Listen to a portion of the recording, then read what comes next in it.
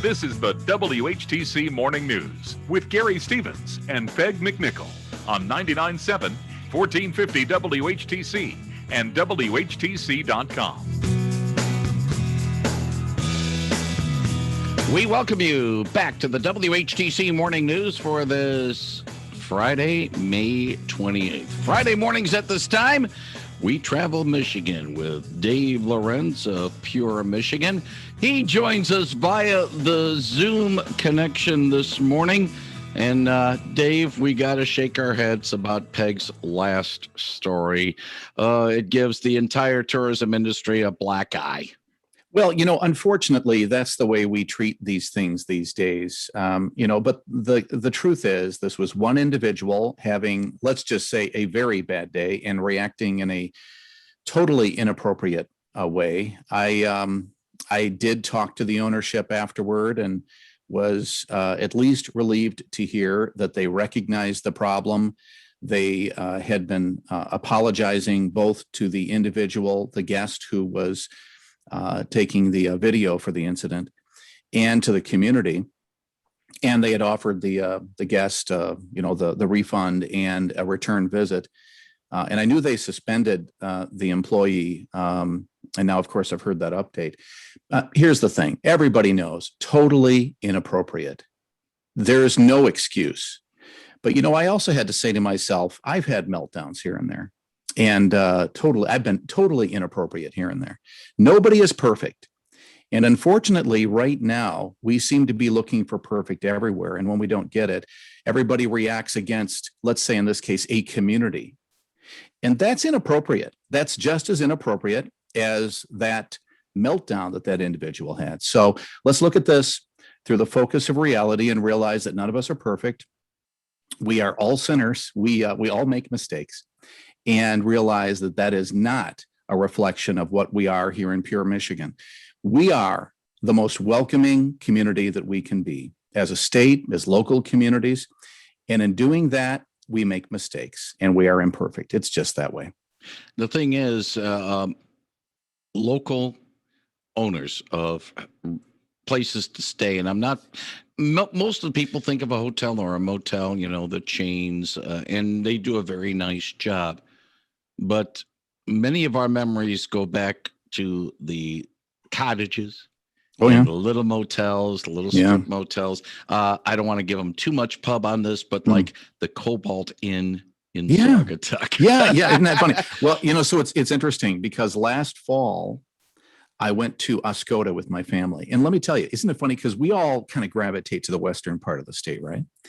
Well, I've been trying to kind of discover that eastern side, the Sunrise side, the Thumb. And we stayed at a place called My Tiki Resort. And it's one of those places, the little, cabins and cottages right on the water. And then it turns out there are like a dozen of those places all in that Oscoda area. So if you want to experience that old timey thing that a lot of us did as kids when that was really popular, and in a different way in the Upper Peninsula, you can still do that in Oscoda. And I recommend you check it out. You'd really love it. And then if you do that, do some of the things that we did. Go, maybe up to Alpena and go to Rockport State Park and look for fossils, or check out the lighthouses, or maybe closer, Lumberman's Monument is not too far away. And that's really cool. There are so many cool things. So as we look at that very negative experience, just realize we have so many more positive experiences out there, and most people are going to show you a really good hospitable time, as they should. So I'm actually heading to the Michigan's Adventure ribbon cutting today. They open for the season tomorrow, and I'm looking forward to seeing the Snoopy attraction. Another thing that brings me back to being a kid and seeing those, Charlie and the Snoopy characters and all that. So that's going to be fun. They open for the season tomorrow. And then what you should realize is that I think they're not open on Tuesdays and Wednesdays, at least right now, because, just like everybody else, they can't get enough employees. So we're trying to find workers.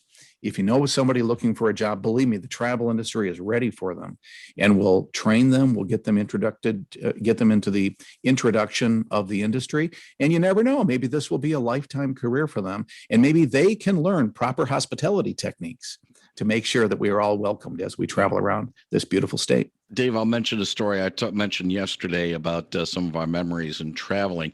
My 5th birthday, July 2, 1963, I spent in a little cabin up north in the ancestral area around Houghton.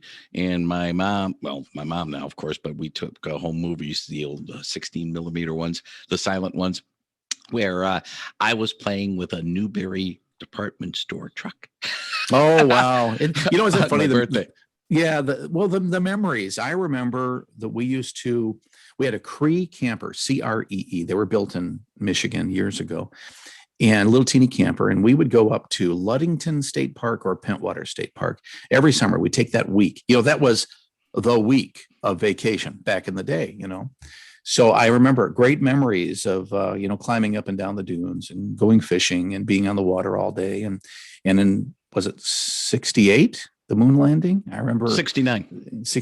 We had this portable TV about the size of your refrigerator, and was set up with the aluminum foil and all that at the campsite. And everybody, I don't remember, I think it was our campsite, but I don't know for sure. And everybody from the campground coming over to watch the landing while we were there at the beach, So it's funny the memories that you have as kids, isn't it? But that's the thing. The travel industry, we are the memory makers. We are the people who create and help provide these opportunities for memory making. And that's what makes traveling so important. We connect with friends and family, with places we haven't been to before. And what have we missed so much from this last year? It's just that, these connections and this memory making. So as we get into this big weekend, just remember that, hey, we're none of us perfect, but most of the industry is doing our very best to help you create those memories. So I hope you get out there and have a great time. And one final thing about this weekend, and all the travel and everything, the welcome centers are back open, and that's going to be very nice, especially the ones welcoming Michigan from other states. But of course, one of the other popular welcome centers is the one in St. Ignace on the other side of the bridge. Yeah, absolutely. Michigan started with the Welcome Center approach. The New Buffalo Welcome Center was the first one in the country. And so obviously it's the oldest one. And having to have them shut down during COVID, I was not happy. And so I'm thrilled that the Michigan Department of Transportation is opening up the Welcome Centers. So as you travel around, make sure to pick up one of those Travel Ideas magazines that might still be out there. We didn't have funding last year, you remember. So we didn't produce a magazine last year. So we still had some left, not many. So we've given them to the Welcome Center. So you might be able to pick one up. And if not so, we're sorry. Make sure to check out michigan.org.